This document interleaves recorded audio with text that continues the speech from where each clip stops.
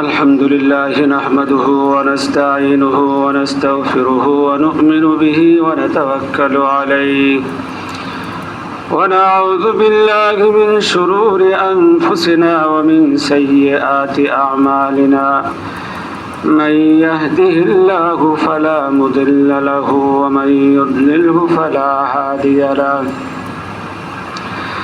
ونشهد أن لا إله إلا الله وحده لا شريك له ونشهد أن سيدنا وحبيبنا ومولانا محمدا عبده ورسوله صلى الله تعالى عليه وعلى آله وأصحابه وأزواجه وأهل بيته وسلم تسليما كثيرا كثيرا أما بعد فقد قال الله تعالى في كلامه المجيد وفرقانه الحميد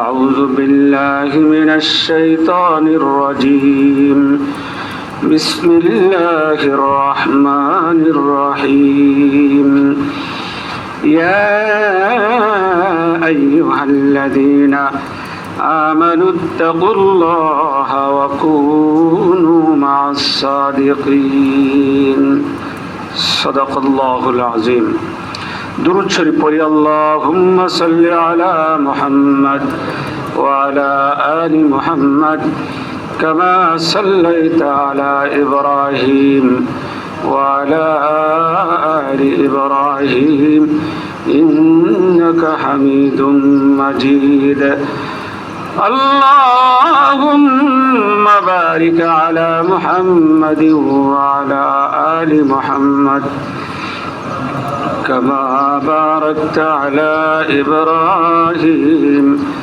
وعلى آل إبراهيم إنك حميد مجيد الحمد لله ঠিক 6টা 16 বা 17 বাজে এই সময় সারা পৃথিবীর হোয়াইট হাউস থেকে শুরু করে গ্রামগঞ্জ এবং গ্রাম একবারে প্রত্যন্ত অঞ্চল হাজার হাজার বৈঠক হচ্ছে, অনুষ্ঠান হচ্ছে, আলোচনা হচ্ছে। এর মধ্যে সর্বোত্তম বৈঠক কোনটা? এই পৃথিবীতে জজ, ব্যারিস্টার, ইঞ্জিনিয়ার, ডাক্তার, আইনজীবী, বুদ্ধিজীবী, অনেক ধরনের মানুষ আছে। আমাদের এই বাংলাদেশের মানদণ্ড অনুযায়ী ফার্স্ট ক্লাস নাগরিক, second class, third class, fourth class, এই 4 ক্লাসের নাগরিক আছে। বিএ পাস অর্থাৎ বিএ সমমানের পাস যারা করছে, এর উপরে যারা আছে এরা ফার্স্ট ক্লাস নাগরিক। এরপরের ক্যাটাগরি সেকেন্ড ক্লাস, এরপরে থার্ড ক্লাস, এরপরে একবারে কৃষক, দিনমজুর, রিক্সা, ভ্যান চালক, এরা হলো 4 ক্লাস। একটা কোয়ালিফিকেশন বা একটা স্তর আমাদের আছে। হোয়াইট হাউস থেকে শুরু করে প্রত্যন্ত অঞ্চল পর্যন্ত হাজারো লক্ষ বৈঠক অনুষ্ঠান হচ্ছে। এর মধ্যে শ্রেষ্ঠ বৈঠক কোনটা? আর first class, third class, second class, fourth class, বিভিন্ন ক্লাসের নাগরিক আছে। এদের মধ্যে সবচাইতে উত্তম মানুষকে, এই দুটো বিষয় নিয়ে একটু আলোচনা করার চেষ্টা করব। এর আগে আমরা আসি যে আমরা এই পৃথিবীতে এখন যারা বসবাস করছি, এক সময় আমরা এই সব মানুষ এক জায়গায় একসাথে ছিলাম। সেই জগৎটার নাম হলো আলমে আরওয়াহ, রূহের জগৎ। মনে রাখবেন, বাসায় গিয়ে আলোচনা করবেন। যখন রুহের জগতে ছিলাম আমাদের এই জেসেম ছিল না, এই হাত পা নাক কান এগুলো ছিল না, শুধু রুহ। সেই রুহের জমানায় আমরা যারা পাশাপাশি ছিলাম, একসাথে ধাক্কা খেয়েছি, একসাথে বসবাস করছি, এই মানুষগুলো দুনিয়াতে এসে পাশাপাশি আমরা বসবাস করি। একজনের সাথে আরেকজনের বন্ধুত্ব হয়, একজনের সাথে আরেকজনের সাক্ষাৎ হয়, একজনের সাথে আরেকজনের আত্মীয় হয়।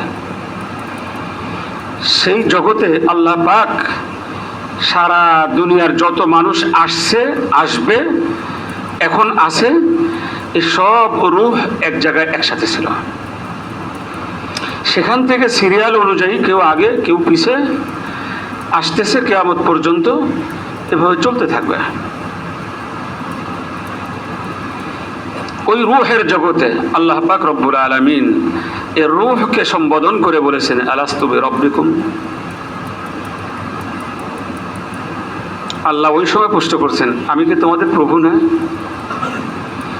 আমরা তখন বলেছিলাম, হয়তো এখন মনে নাই, ক্বালু বালা, হ্যাঁ আপনি তো আমাদের প্রভু।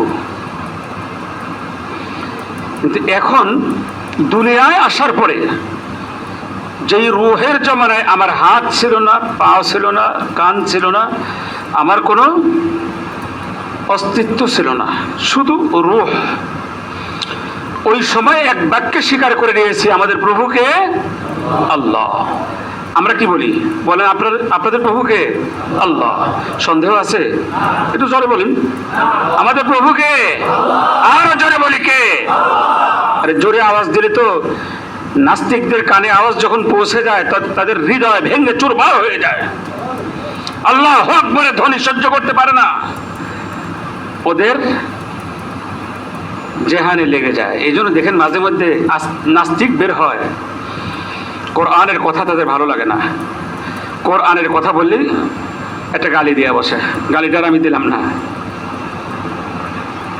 এরপরে জেএমবি, এরপরে সন্ত্রাস, মানে যারা সারাদিন অস্ত্র নিয়ে সন্ত্রাসী করে আমার মায়ের বুক খালি করতেছে, হাজার হাজার আমার ছাত্র বন্ধুদেরকে হত্যা করতেছে, ওই সময় তারা সন্ত্রাসী না। সন্ত্রাসী হলো কোরআনের আওয়াজ যখন কানে দেয়, এই তো সন্ত্রাস। দেখছো, কোরআনের কথা বলে, আল্লাহ রাসূলের কথা বলে। রূহের জগতে কি বলে আসছিল? আল্লাহকে প্রভু স্বীকার করে আসছিল, আর দুনিয়ায় এসে কাজ করতেছে কি উল্টা।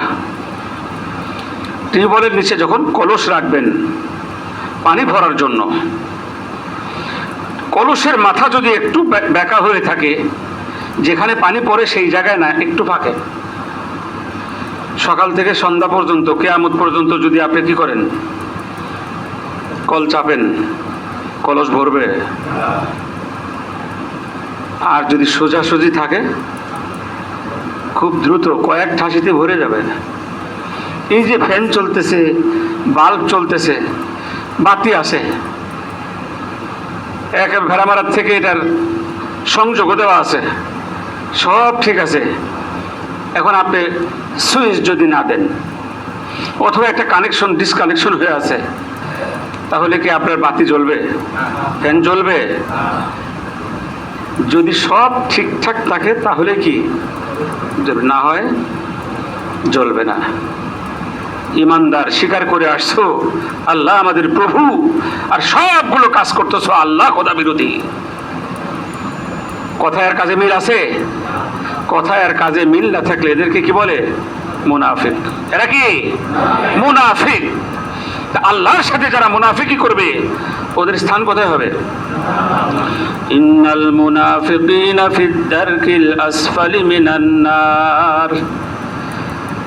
জাহান্নামে তো ঠিকানা হবে, শুধু জাহান্নামে নয়, জাহান্নামের একেবারে তলদেশ, শেষ জায়গা পর্যন্ত ওই মানুষগুলোকে দেওয়া হবে যারা মুনাফিকি চরিত্র নিয়ে দুনিয়া থেকে বিদায় হয়ে চলে যাবে। সুতরাং ওয়াজ শুনবো, ইসলাহি বয়ান শুনবো, ইমান যদি ঠিক না করি, ভিতরে ভিতরে যদি মুনাফিকি করি, নির্দোষ একজন মুসলমান ভাই, একজন ইমানদার ভাইয়ের দোষ চর্চা করি, অন্যায় করে নাই তাকে মিথ্যা মামলায় ফাঁসাইলাম, মিথ্যা অভিযোগ দিয়ে তাকে বছরের পর বছর জেল খাটাইলাম, আমি কি মুমিন আছি না নাই? আছি। এই রকম ঈমান নিয়ে সফল কাম হওয়া সম্ভব নয়। এই রকম ঈমান নিয়ে আল্লাহর কাছে নাজাত পাওয়ার সম্ভাবনা নাই। বাদশাহ জুলকারনাইন নাম শুনছেন? কোরআনে, অল্প সময় তো বেশি কথা বলা যাবে না, কোরআনে এখানে হযরত উলামায়ে কেরাম আছে, জেনে নিন। জুলকারনাইনের ঘটনা কোরআনে কারিমে আছে। বাদশাহ জুলকারনাইন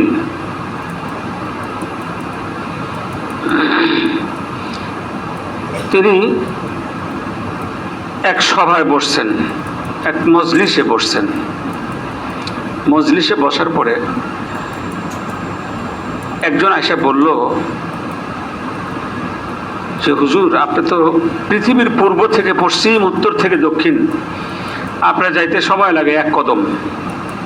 সুবহানাল্লাহ। কয় কদম? আমরা এতে গাবতলি গেলে কয় কদম লাগে?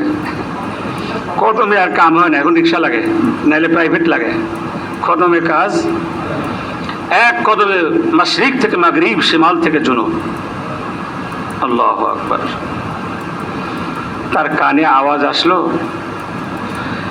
যে আপনার এই দুনিয়ার মধ্যে এমন একটা গোষ্ঠী, এমন একটা এলাকা আছে, যেই এলাকায় ক্ষেতের কোনো আইল নেই, ঘরের কোনো দরজা নাই। ক্ষেতের কি নেই? সীমানা নেই। ঘরের কি নাই? আচ্ছা, এই সুযোগ সুবিধা ঢাকা শহরে যদি থাকতো, তার চোর বাটপাড়ার ডাকাইতের অবস্থাটা কি হইতো? 5 তারিখে মনে হয় দেশে ছিলেন আপনারা, আমি ছিলাম না, শুনছি, সফরে ছিলাম।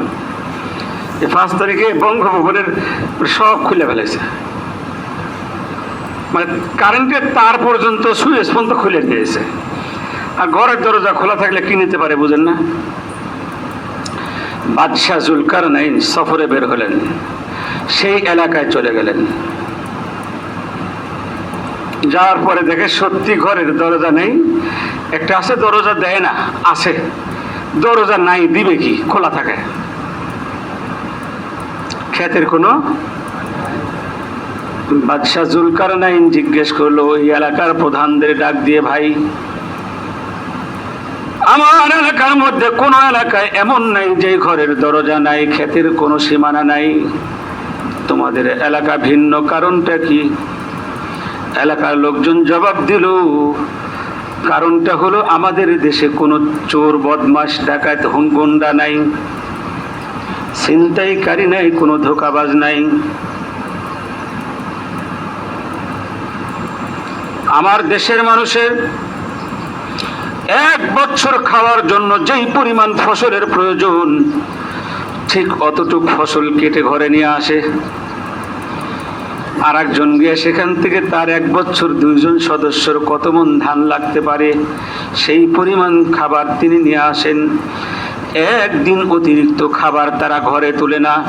এই জন্য সবাই তাদের চাহিদা অনুযায়ী খাবার নিজেদের ফসল নিতে পারে। যে কারণে ক্ষেতের কোনো সীমানা নাই, আইল নাই, কার কতটুকু সীমানা প্রয়োজন হয় না। আমরা নেওয়ার পরেও অতিরিক্ত ফসল থেকে যায়। আমার বাংলাদেশে যদি হইতো এই সুযোগ, হ্যাঁ, 1200, আপনি নওগাঁ, রাজশাহী, নওগাঁ, ওই এলাকার মানুষ 4000, 5000, 10,000, বানানো কথা না, 10,000 মন ধান পায় একজন গৃহস্থ, লাগে? আরে ওটির বাদে দেন, আমাদের দেশের অনেক নেতা নেত্রী হাজার হাজার কোটি টাকা ব্যাংক ব্যালেন্স, বাড়ি একটা নয়, ঢাকা শহরে গুনলে। আরে বাড়ির কেয়ারটেকার যারা আছে, মন্ত্রী মিনিস্টারের কেয়ারটেকার যারা আছে, ওদেরও 8-10টা বাড়ি আছে। ওই যে গ্রামগঞ্জে কয় না, কয় মোল্লা বাড়ির বিলায় 2 হরফ আরবি পড়া জানে, এটা প্রবাদ আর কি। আমার দেশের মন্ত্রী, মিনিস্টার, নেতা নেত্রী হইতে পারলে তার ঘরের কর্মচারীরা 2-4টা বিল্ডিংয়ের মালিক হয়, 200-400 হাজার কোটি টাকার মালিক হয়ে যায়। এটা কি ইমানদারের লক্ষণ? আল্লাহর এক ওলি রাত 12টা বাজে 1টা বাজে ঘুমাচ্ছে, কিন্তু ঘুম ধরে না, বিছনায় খালি গোড়াগড়ি পারতেছে। কারণ তালাশ করে বের করলেন যে দিনে এক লোক 500 টাকা হাদিয়া দিছে, আর কোনো সম্পদ নেই, 500 টাকা হাদিয়া তার পকেটে। পকেট গরম হয়ে গেছে না? আরে ওই সময় টাকার দাম আছিল ভাই। পকেট গরমের ঠেলায় শরীরে গরম হয়ে গেছে, আর ঘুমে ধরে না। আল্লাহর ওলি তালাশ করে বের করলো 500 টাকার গরমে আমার ঘুম হচ্ছে না, এই টাকার আমার দরকার। ঘুম থেকে শোয়ার থেকে উঠে চৌরাস্তায় গিয়া ফকির ভিক্ষুক যারা তাদের পাইছে সব টাকা দান করে দিছে, পকেটে আর 1 টাকাও নাই, গিয়া ঘুমাইছে, সাথে সাথে ঘুম হয়ে গেছে। সুবহানাল্লাহ। আল্লাহওয়ালাদের লক্ষণ। আমাদের হুজুর ফু দেন একটু, মসজিদের চাকরি করি তো, কত ফু যে দেওয়া লাগে, ফুরও আবার প্রকার ভেদ আছে, তো রেডি করে রাখতে হয়। এটা হলে কোন ফু, এটা হলে কোন ফু, এভাবে রেডি করে রাখতে হয়। ঘুমে ধরে না। বাড়ির মালিক কয়টা? 10টা আছে, আর 2টা কাজ চলতেছে, তাতে ঘুমে ধরবো কেমনে? হিসাব করতে করতেই তো মাগরিবের থেকে ফজরের টাইম শেষ, আরো 2টা হিসাব বাদই থাকে, তো ঘুমাবেন কেমনে? ইমানদারের লক্ষণ হলো টাকা পয়সা যত কম থাকে তত দুনিয়াতে শান্তিতে থাকবে। আর আল্লাহর রসুল গরিবদেরকে, এতিমদেরকে ভালোবাসতেন বেশি। জান্নাতে আল্লাহ রসুল কিয়ামতের দিন গরিব, এতিম, অসহায় এদেরকে নিয়ে জান্নাতে যাবেন। সুতরাং টাকা আমার নাই, টেনশনও আমার বাড়ি নাই, কোনো টেনশন। রিক্সাওয়ালা দেখেন, রিক্সা চালাইতে চালাইতে একটা গাছের নিচে রাস্তার ধারে কত রিক্সাওয়ালা দেখি সিটের মাথা দিয়ে ঘুমায়। আল্লাহ, কি শান্তি তাদের! যাদের টাকা আছে তাদের ঘুম নাই, শান্তি নাই, আরাম নাই, আয়েশ নাই। বউ একদিকে, ছেলে একদিকে, মেয়ে একদিকে, যার যার মতো শেষে। তোমার চিন্তা তুমি করো, আমাদের চিন্তা করতে হবে না। এই হলো আমাদের অশান্তি। শান্তিতে তারাই আছে যাদের ঘরে টাকা নাই। আমার বন্ধুগণ, কোথায় ছিলাম? অন্যদিকে চলে যাচ্ছি। আলমে আর রুহের জগৎ। ওয়াদা করেছি একরকম, কাজ করতেছি আর এক রকম, তাহলে আমি মুনাফিক। মুনাফিকের ঠিকানা কোথায়? জাহান্নামের একেবারে তলদেশে। আল্লাহর কথা এগুলা। রুহের জগৎ অতিক্রম হয়েছে না আমাদের। আসছি কোথায়? মায়ের রেহেমে। মায়ের রেহেমে যখন একটা সন্তান আসে, তখন সে মনে করে যে আল্লাহ এত শান্তির জায়গায় নিয়ে আসছে, এতে বিশাল পৃথিবী, অনেক বিশাল জগতের মধ্যে চলে আসছি। ফেরেশতারা যখন ভূমিষ্ঠ হওয়ার আগে তাদেরকে তালিম করতে থাকে, আরে তোমাকে খুব অল্প সময়ের মধ্যে এই পৃথিবী ছেড়ে এর চাইতে কোটি কোটি গুণ বেশি বড় পৃথিবীতে যেতে হবে, তখন ধমক দেয়া তারা যায়, কি কও তুমি? আবার এর চেয়ে বড় আবার পৃথিবী থাকতে পারে নাকি? তাও আবার কোটি কোটি পৃথিবী, এটার কথা হইল? কুয়ার ব্যাঙ যখন সাগরের মধ্যে পড়ে তখন কয় এ তো কোল কিনারাই নাই। হ্যাঁ, তা মায়ের রেহেম থেকে দুনিয়ায় আসলে, মায়ের রেহেমের তুলনায় দুনিয়াকে কোটি কোটি গুণ বড় হবে না? আমরা বিশ্বাস করি নাই। সন্তান যখন ভূমিষ্ঠ হয়, ওঙ্গা ওঙ্গা করে চিৎকার করে কেঁদে গলা ফাটাইয়া দেয়, তার মানে ওই কথার সাথে আর বাস্তবতার সাথে মিল আছে। ফেরেশতা যেটা বলছে কোটি কোটি গুণ বড়, সেটা তো দেখতেছি, আমি তো বিশ্বাস করি নাই। তখন তার বিশ্বাস হয়। আর এখন ওলামায়ে কেরাম আপনাদেরকে আমাদেরকে বলে, সবচাইতে নিচের একদম শেষ জান্নাতি যে ব্যক্তি হবে, তার জান্নাতের পরিধি হবে 10টা দুনিয়ার সমান। আমরা কি বলি? এটা কোনো কথা হলো না, এই দুনিয়ার চাইতে বড় আর কিছু আছে? কিন্তু আমার আল্লাহর কাছে কোনো কিছুর অভাব নাই। আছে নাকি? কোনো অভাব নাই। 10টা দুনিয়ার সমান একজন জান্নাতীকে যে জান্নাতটা দেওয়া হবে তার সীমানা। এটা যদি হয় তাহলে যিনি আলা দরজার জান্নাত, তার অবস্থাটা কি হবে? একটু হিসাবের জন্য বলছি। এক ওয়াক্ত নামাজ জোহরেরটা আসরে পড়লেন, আসরেরটা মাগরিবে, এটাকে বলে কাজা। এই অলসতা করে যদি কেউ কাজা করে তাহলে 2,88,00,000 বছর। আচ্ছা, অনেকেই এই প্রশ্ন নিয়ে এশকাল করে, তা এশকালের ঊর্ধ্বে আমি আসি। কোটি কোটি বছর জাহান্নামে থাকতে হবে। যদি নামাজ পড়ছি ওয়াক্ত ছাড়া এই হিসাব যদি হয়, শাস্তির হিসাব যদি এই পরিমাণ হয়, তাহলে যিনি নামাজ পড়বে না তার হিসাব কত, এটা আপনার বাড়িতে গিয়ে ক্যালকুলেটারে বের করে নেবেন, কত বছর জাহান্নামে থাকতে পারবেন। হাজী ইমদাদুল্লাহ মুহাজির মক্কি রহমতুল্লাহ আলাইহি তার খাস কামরার মধ্যে লেখা ছিলেন, তুমি ওই পরিমাণ পাপ করো যেই পরিমাণ সাজা তুমি গ্রহণ করতে পারবে। আল্লাহু আকবার, কত দামি কথা। তুমি ওই পরিমাণ পাপ করো যেই পরিমাণ শাস্তি তুমি সহ্য করতে পারবে। এর কোনো হিসাব আছে? দুনিয়ার শাস্তির তুলনায় এই যে আল্লামা মামুনুল হক সাহেব রহমতুল্লাহ, মামুনুল হক সাহেব মাদ্দাজিল্লাহুল আলী, এই যে জেল খাটছেন, অজুর পানি দেয় নাই, তার আব্বাজানকেও দেয় নাই শাইখুল হাদিস সাহেবরে, অজুর পানি দিত না, নামাজের জায়গা দিত না, জায় নামাজ দিত না, খাবার ঠিক মতো দিত না, কত কষ্ট। এরপরেও আদ-দুনিয়া সিজনুল মুমিন ওয়া জান্নাতুল কাফির, কাফির বেঈমানের জন্য দুনিয়াটা হলো জান্নাত বালাখানা, মুমিনদের জন্য হলো জেলখানা। কোনো অবস্থাতে ঈমান বিক্রি করে নাই। আল্লাহু আকবার, আল্লাহ তো অন্তর্যামী খোদা, আল্লাহ তুমি সব দেখতেছো, কোনো কিছুই পাই না, তায়াম্মুম করে নামাজ আদায় করছি, কবুল করে নিও। মাজলুমের দোয়া আল্লাহ পাক খালি ফেরায়া দেয় না। আল্লামা মামুনুল হক সাহেবকে আল্লাহ পাক সেই জেলখানার থেকে বের করেছেন, তার বয়ান শুনলেই চোখের পানি ধরে রাখা যায় না, কত কষ্ট দিয়েছেন। আপনার আমারও ঠিক কোরআনের খেদমত করতে গেলে এমন কষ্ট করতে হবে, মাঝে মধ্যে চলে আসবে। আমার নবীর শানে বেয়াদবি করছি, তাদের সাথে জিহাদ ঘোষণা করলে আপনাকে রক্ত ঝরাইতে হবে, কষ্ট করতে হবে, দৌড়াইতে হবে। কাজে আসেন তো সমস্ত কষ্ট করতে, যদি করেন তাহলে আল্লাহর রসুল আপনাকে সুপারিশ করে জান্নাতে নিয়ে যাবে। আল্লাহু আকবার। জান্নাত তাদের জন্যই যারা আল্লাহর রসুলের আল্লাহর পথে যারা জীবন দিবে, তাদের জন্যই তো জান্নাত। এর বাহিরে যদি চলতে চায়, আপনি এটাই হলো মাপকাঠি, আপনি ধরে নেন আপনি জান্নাতি না জাহান্নামী, আপনি নিজেই বুঝতে পারবেন। যা করার দরকার তা করি নেই। সদরঘাটে এক ব্যক্তি যাবে বরিশাল ভোলা, শরীয়তপুরের লঞ্চে বসে বসে আরামে ঘুম দিয়েছে আর বলতেছে আমি যাচ্ছি কোথায়, ভোলা। সকালবেলা গিয়ে দেখে ভোলা পায় নাই, গেছে শরীয়তপুর।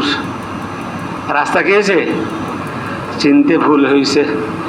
যেই রাস্তায় যাবার কথা সেই রাস্তার লঞ্চে না চড়ে আর এক রাস্তায় যদি চড়ে বসে থাকে, সারা জিন্দেগি চলে যাবে, কিন্তু আপনার ভোলা যাওয়া সম্ভব হবে না। জান্নাতের তরিতে যদি আপনি চলেন তাহলে কষ্ট করতে হবে। আনন্দ আর হাসি ঠাট্টা করি কোটি কোটি টাকার উপরে বসে ঘুমাইয়া কাটাইলে হবে না। আল্লাহু আকবার। আপনাকে শেষ রাতে উঠে আল্লাহর দরবারে কান্না করতে হবে। আপনাকে আল্লাহ যেই পথে চলতে বলেছে সেই পথে চলতে হবে। কষ্ট করে জিন্দেগি যাপন করবেন, সেটাই হলো জান্নাতের তরি, জান্নাতে যাওয়ার একটা পথ। আপনি সুদ খাইবেন, ঘুষ খাইবেন, হারাম খাইবেন, অবৈধ উপার্জন করে টাকার পাহাড় গড়বেন, ভুল স্টিমারে চড়ে বসে আছেন, জান্নাতে যাবার স্বপ্ন দেখে কাজ হবে না। হবে? জান্নাতের স্টিমারে চড়তে হবে। আমার বন্ধুগণ, জান্নাতের স্টিমারে না চড়ে যদি খালি স্বপ্ন দেখেন, স্বপ্নই থেকে যাবে, বাস্তবতা হবে না। তাহলে আমরা রূহের জগৎ থেকে মায়ের রেহেমে আসছি, সেই জগতও পাড়ি দিছি, জান নাই নাকি? বাকি আছে কারো? এইবার আসি আলমে দুনিয়ার জগতে। এই দুনিয়ার জগতে আপনি এই ভালো কাজ করলে, এই পথে চললে আপনি জান্নাতে যাবেন। আর যদি এই পথ ছেড়ে এই পথে যান তাহলে আপনি জাহান্নামে চলে যাবেন। সুদ খাইলেও জাহান্নামী, সুদ দিলেও জাহান্নামী। দুইটাই তো করতেছি। বর্তমান সমাজে সবচাইতে, গ্রামগঞ্জের খবর আমি জানি, শহরে আছে কিনা, সবচাইতে বেশি চলছে সুদের ব্যবসা। আপনি টাকা হাওলাত চান, 5 টাকাও দেবেন আপনাকে। যদি বলেন ভাই 2 লক্ষ টাকা দাও, যা লাভ আসে দিয়ে দিব, সাথে সাথে ক্যাশ টাকা নিয়ে এসে দেয়। নিজের এলাকার কথাই বলতেছে, আপনাদের এলাকার কথা বলতেছে না। এই এলাকায় নাই নাকি? সুদের ব্যবসা আছে? সুদ দিলেও হারাম, সুদ খাইলেও হারাম। আর রাশি ওয়াল মুরতাশি বাইনাহুমা ফিন্নার, উভয় পক্ষ কি জাহান্নামে চলে যাবে। আমরা কাজ করতেছি জাহান্নামের, জান্নাতে যাবার স্বপ্ন দেখি কেন? আচ্ছা বলুন তো দেখি, পৃথিবীর মধ্যে সর্বশ্রেষ্ঠ ঘর কোনটা? মসজিদ। এই সর্বশ্রেষ্ঠ ঘরের আশপাশে এই কয়জন মানুষ? শুধু আমরা, আর নাই মানুষ এই এলাকায়। অথচ হাতে গোনা বেশ কয়েকজন মানুষ আমরা এখানে বসার সুযোগ পেয়েছি। এটাও স্মরণ রাখবেন, আল্লাহ পাক যাদের পছন্দ করে তাদেরকেই তাদের ঘর পর্যন্ত আসার সুযোগ করে দেয়। আর নাহলে পেটের কামড়, আর নাহলে দোকানের জ্বালা, না হলে ব্যবসার জ্বালা, না হলে টাকার জ্বালা, না হলে সংসারে অশান্তি, মসজিদে আসার সুযোগ তাদের হয় না, হবে না। কারণ হলো কি? কারণ হলো আল্লাহ পাক আপনাকে আমাকে ভালোবাসেন, এর মধ্যে কোনো সন্দেহ নাই। যদি সন্দেহ থাকতো আল্লাহর ঘর পর্যন্ত আসার সুযোগ আমার হয়তো না। নিঃসন্দেহে ধরে নেন আল্লাহ পাক আমাকে আপনাকে পছন্দ করেন, ভালোবাসেন, মহব্বত করেন, তাই তার ঘর পর্যন্ত আসার সুযোগ করে দিয়েছেন। তাহলে আমরা এখন আছি কোথায়? দুনিয়ার জগতে। এই দুনিয়ার জগৎ আমাদের ছাড়তে হবে অল্প কয়েকদিনের জন্য, এরপরে আমাদের আরেকটা জগতে যেতে হবে। সেই জগতের নাম কি? আলমে বারজাখ, কবরের জগৎ। কবরের জগতে গিয়া ইল্লিন, সিজ্জিন, এরপরে মাটির নিচে জাহান্নামে যাবেন না জান্নাতের খুশ নিয়ামত পাবেন। আপনার আমল আপনাকে, আমল সে জিंदगी बनती है और जन्नत भी और জাহান্নাম ভি। আপনার আমল আপনাকে নিয়ে যাবে কোথায়? জান্নাতে। আপনার আমল আপনাকে নিয়ে যাবে কোথায়? জাহান্নামে। সুতরাং মসজিদে আসবেন, আল্লাহর হুকুম 5 ওয়াক্ত নামাজ আদায় করবেন, আদনা সে আদনা দিনের কথা যদি হয় সেখানে বসবেন। একটা কথা হইতে পারে আপনার জীবনের মোড় চেঞ্জ করে দিয়েছে। পুরুষদের কথা বাদই দিলাম, মহিলাদের কথা বলি। রাবেয়া বসরির নাম তো আমরা শুনেছি, তাই না? রাবেয়া বসরি সাদা সিধা জীবনযাপন করতেন, গরিব মানুষ ছিলেন। উনি পর্দা পুশিদা করতেন, ইসলামের হুকুম মেনে চলতেন। হাসান বসরি তৎকালীন সময়ের অনেক বড় বুজুর্গ, মুহাদ্দিস, মুহাক্কিক, ফকিহ, সর্বদিকের ইলম তার ছিলেন। ওই জমানার সবচেয়ে বড় আলেম। ইলম তালাশ করতে করতে বয়স হয়ে গেছে, বিয়ে শাদী করবেন। মেয়ে খুঁজতে খুঁজতে ও রাবেয়া বসরির খবর পেলেন। উনি চলে গেলেন, নিজেই পয়গাম নিয়ে চলে গেলেন। আমার দেশে তো নিজের বিয়ের প্রস্তাব নিজে নিয়ে গেলে কয় ফকির নিগর থেকে গেছে রে, হ্যাঁ, হটক পাঠানো বাদ দিয়ে নিজে এসে। আমি নিজে আমার ছেলের বিয়ের প্রস্তাব দেওয়ার পরে ওই লোকটা আমাকে ডেনাই করে চলে গেছে। ছেলের বিয়ে মানুষ পাঠাইবো, নিজে আইসে কেন? আসলে আমাদের নবীজির কাছ থেকে যে তরিকা আমরা শিখছি, আল্লাহর রসুল মেয়ের বিয়ের প্রস্তাব হযরত আলীর কাছে কে দিয়েছিলেন? আল্লাহ রসুল নিজেই দিয়েছেন। এগুলো চালু করেন, এর মধ্যে শান্তি। আপনি লোক ধরবেন, ঘুষ দিতে হয়। আজকাল ঘটক ধরলেও ঘুষ দিতে হয়। আপনি প্রথমেই একটা হারাম কাজ করলেন। ওরে বকশিস না দিলে সে আমার রিক্সা ভাড়া লাগবে 10 টাকা, যায় বসে 10,000 টাকা। আপনি ঘুষ দেওয়া শুরু করলেন, সেই কাজ কি ভালো হওয়ার সম্ভাবনা আছে নি? রসুলের তরিকা অনুযায়ী চললে শান্তি আর শান্তি। এই শান্তি থুইবার জায়গা পাবেন না। ঘরে শান্তি, বাইরে শান্তি, সমাজে শান্তি, রাষ্ট্রে শান্তি, গোটা পৃথিবীতে শান্তি আর শান্তি। বড় বড় বড় বড় ইহুদি নাসারাদের লিডার, সর্দার, বস, এগুলো করতে করতে ডক্টর ইসলামুল হক ভারতের 50 কোটি হিন্দুদের দেবতা ছিল, রিচার্জ করতে করতে সে কলেমা পড়ে মুসলমান হয়েছে। সুবহানাল্লাহ। সুতরাং আমাদের জিন্দেগি ওদের দিকে তাকালে হবে না, পশ্চিমাদের দিকে। আমাদের জিন্দেগি রসুলের জিন্দেগির দিকে তাকাইবেন, সাহাবায়ে কেরামের জিন্দেগি তাকাইবেন। আপনার জীবন সোনালী জীবন হয়ে যাবে, স্বর্ণের টুকরা হয়ে যাবে। আর ওই দিকে তাকাইবেন কিভাবে 10 তলা আছে 10 তলা, কীভাবে 15 তলা, কীভাবে 5 কোটি আছে আরও 10 কোটি বানানো যায়, এগুলো করতে করতে আপনি কবরের যাত্রী হয়ে যাচ্ছেন।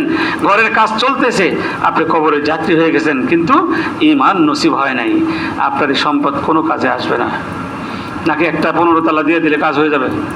স্যার 15 তলা দিলাম, আমার একটু ধাক্কা দিয়ে জান্নাতে মধ্যে ঢুকে দেন, হবে? সুতরাং আমল সে জিন্দগি बनती है, জান্নাত भी और জাহান্নাম भी। আমলের দ্বারা আপনার জিন্দগি পরিবর্তন করে ফেলতে হবে। রাবিয়া বসরির দরজার সামনে ডাক দিয়ে বললো, বাড়ি থেকে আসো। ডাক দিচ্ছেন কে? হাসান বসরি রহমতুল্লাহ আলাইহি। কর্কশ ভাষায়, খেয়াল রাখবেন, কেউ যদি অপরিচিত ডাক দেয় কর্কশ ভাষায় জবাব দিতে হবে, আমার সময় ভাষা নাই। আপনি মধুর সুরে গিয়ে কেবেন, ভাই যান, কোথেকে আসছেন? ও দূরের থেকে আসছেন, বসেন। পর্দার তো বালাই নাই, ঘরের মধ্যে নিয়ে বসায়। কর্কশ ভাষায় বলতে হবে, বাড়িতে কেউ নেই। মিষ্টি ভাষায় বললে এখানে আরেকজন আছে শয়তান, সে একটু সুযোগ গ্রহণ করবে। এই জন্য উনি বাড়ির ভিতরে বলে করে পুরুষ মানুষ ভাষায় নেই। আপনি কে? আমি হাসান বসরি, বিবাহের প্রস্তাব নিয়ে আসছিলাম। ভিতর থেকে আওয়াজ আসলো, বিবাহের প্রস্তাব নিয়ে আসছেন? আমার 3টা প্রশ্ন বহুত আগের থেকে আমার ভিতরে খুব দোল খাচ্ছে। 3 প্রশ্নের জবাব যদি দিতে পারেন তাহলে আপনার ঘরণী হয়ে যাব, আর প্রশ্নের জবাব দিতে না পারলে আপনার সাথে কোনো কথা নাই। বলবো 3 প্রশ্ন। হযরত রাবিয়া বসরি জবাব দিচ্ছেন, ভাই হাসান বসরি, আমার 3 প্রশ্নের জবাব যদি দিতে পারো তাহলে স্বামী হিসেবে গ্রহণ করব, যদি দিতে না পারো তাহলে তোমার সাথে আমার কোনো সম্পর্ক নাই। প্রথম প্রশ্ন হলো, মানুষ যখন এই পৃথিবী ছেড়ে বিদায় হয়ে চলে যাবে, কবর জগতে চলে যাবে, শেষ নিঃশ্বাস যখন ত্যাগ করবে, ওই মুহূর্তে যারা আল্লাহর নাম জপতে জপতে বিদায় হয়ে চলে যাবে, তাদের কপাল ভালো, তারা জান্নাতি। এবার বলো তো দেখি, আমি রাবিয়া বসরি যেদিন বিদায় হয়ে চলে যাব, আমি কি কলেমা পড়তে পড়তে যাব, নাকি কলেমা নসিব হবে না? আপনারা কি কোন হবে? রাবিয়া বসরি কলেমা পড়তে পড়তে যাবে, বলতে পারি আমরা? হাসান বসরি হাজারো প্রশ্নের জবাব যেখানে গেলে মানুষ পাইতো, কোনোদিন কেউ প্রশ্ন করে ঠকাইতে পারে নাই। বোন বলো তোমার দ্বিতীয় প্রশ্ন। আমার দ্বিতীয় প্রশ্ন হলো, কিয়ামতের দিন হিসাব নিকাশের পরে ডান হাতে যদি আমল নামা হয় তাহলে সে জান্নাতি, বাম হাতে যদি আমল নামা হয় সে জাহান্নামী। ও হাসান বসরি বলে তো, আমি রাবিয়া বসরি, আমার আমল নামা ডান হাতে হবে না বাম হাতে হবে? হাসান বসরি চুপ থেকে, বোন তোমার তৃতীয় প্রশ্ন বলো কি? রাবিয়া বসরি বলে, আমার তৃতীয় প্রশ্ন হলো, 30,000 বছরের রাস্তা, ফুলসিরাতের পুল, বিদ্যুৎ গতিতে যারা পার হয়ে যাবে তারা জান্নাতি, আর যারা এই পুল পার হইতে গিয়ে কেটে পড়ে জাহান্নামে চলে যাবে তারা জাহান্নামী। এবার বলো, আমি রাবিয়া বসরি জান্নাতি, ফুলসিরাতের পুল আমি দ্রুত গতিতে পার হব, নাকি জাহান্নামে চলে যাব? এই 3 প্রশ্নের জবাব যদি দিতে পারো তাহলে আমি রাবিয়া বসরি তোমাকে স্বামী হিসেবে গ্রহণ করে নিব, আর যদি না পারো সম্ভব নয়। হাসান বসরি রহমতুল্লাহি আলাইহি অনেকক্ষণ চিন্তা করলেন, প্রশ্নের জবাব দিচ্ছেন। বোন রাবিয়া বসরি, তুমি যেই 3 প্রশ্ন করেছো, আমি হাসান বসরি জীবনে কারো কোনো প্রশ্নের জবাব দিতে গিয়ে ঠেকি নাই। এমন কোনো প্রশ্ন নাই হাসান বসরি জবাব দিতে পারে নাই, কিন্তু আজকে তুমি একজন মহিলা এমন 3টা প্রশ্ন করেছো, শুধু আমি হাসান বসরি নয়, গোটা দুনিয়ার কোন মানুষ পয়গম্বর নবী রাসূল কোনো সম্ভব নয় 3 প্রশ্নের জবাব দেওয়া, সুতরাং আমি তোমার কাছে স্যালেন্ডার করলাম, এই প্রশ্নের জবাব আমার কাছে নাই। রাবেয়া বসরি বললেন, ভাই সারাদিন মানুষের বাড়ি কাজ করি, এশার নামাজ পড়ি, যাই নামাজ নিয়ে দাঁড়ায়া যাই, সারা রাত আমার প্রভুর কাছে এই 3 প্রশ্নের জবাবের জন্য আমি আল্লাহর কাছে বলি, আজও পর্যন্ত 3 প্রশ্নের জবাব আমি পাই নাই। এই জন্য এশার পর থেকে ফজর পর্যন্ত আমিও যাই নামাজের মুসাল্লা থেকে আমি সরে দাঁড়াই নাই। এই 3 প্রশ্নের জবাব খোঁজার সন্ধানে আমি ব্যস্ত আছি। এই অবস্থায় স্বামীর সংসার করা আমার পক্ষে সম্ভব নয়। আমার বন্ধুগণ, আমার আপনার স্ত্রী যদি কোন রকমের 10টা-11টা ঘরে ফিরেন দোকানদারি করে আর ব্যবসা করে, দরজাটাও খুলতে আধা ঘন্টা দেরি লাগে। এরপরে খানা গিয়া হাত দিয়ে তুলে খাওয়ায় নাকি, টেবিলে সাজানো আছে, খাইলে খাও, না খাইলে গিয়ে ঘুমাও, ডিস্টার্ব করো না। পোলার দুধ খাওয়াইতেছি, পোলায় জ্বালাবে। কত সুন্দর সোনার সংসার আমাদের। শান্তি নাই। কেন শান্তি নাই? আল্লাহর রসুলের বাতানো রাস্তায় আমরা ইদানিং আবার একদল বের হয়েছে, সাহাবায়ে কেরামদের মানে না। আমি পরিষ্কার ফেসবুকে শুনলাম, ওই দিন মাঝে মাঝে একটু ওয়াজ শুনি, হযরত আবু বকর, হযরত ওমর, হযরত আলী রাদিয়াল্লাহু তাআলা আনহু, হযরত ওমর রাদিয়াল্লাহু তাআলা আনহু, হযরত উসমান রাদিয়াল্লাহু তাআলা আনহু আজমাইন, এই 4 সাহাবীর কথা শুনতে হবে, মানতে হবে। আল্লাহ রসুল কোথাও এই কথা বলে নাই। আপনারা বিশ্বাস করেন? পোলা বিয়া করেছে হলে 52, চেনেন 52, খাটো মাইয়া, এরা হাত হলে এতটুকু এতটুকু। কলস ভরতে দিছে, টিউবওয়েলে কলস ভরার পরে নাক ফুলটা পড়ে গেছে কলসের ভিতরে। মা গো মা, নাক ফুল পড়ে গেছে, খুঁচালো, তা হাত তাইয়া মাথায় কলসের তো তলা পায় না, হাত ছোট না। কয় মা কলসের তো গহনা খুঁজে পাই না। ভালো করে খুঁজো। কয় খুঁজবো কি, কলসের তো তলাই নেই। হ্যাঁ, তলা না থাকলে খুঁজে পাওয়া যাবে? আসলে তলা নাই নাকি তার হাতই খাটো, হাত ছোট। যাদের জ্ঞানের সীমা রেখায় একদম নগণ্য, ছোট্ট, সাগরের তুলনায় সূর্যের মাথায় যদি একটু পানি ওঠে, সেটা কি অনেক পানি উঠবে না সামান্য? সাগরের তুলনায় পানি বলা চলে? এলেমের সাগরের কাছে যদি কেউ সূর্যের মাথার পানি পরিমাণ এলেম নিয়ে যদি এসে বহাস করতে চায়, এই কথা ছাড়া তার মুখ দিয়ে কি বের হবে? অথচ আল্লাহ রসুল বলছেন, আসহাবি কান নুজুম। আমার পূর্বে উনি ইমাম সাহেব হোক, যাই হোক, আমার ভাই বলে গেছেন আসহাবি, হাদিসটা বলে গেছেন আসহাবি কান নুজুম। এই কথাটা কার? আল্লাহ রসুলের। আসহাবি কান নুজুম বিআইয়িহিম ইকতিদাইতুম ইহতিদাইতুম।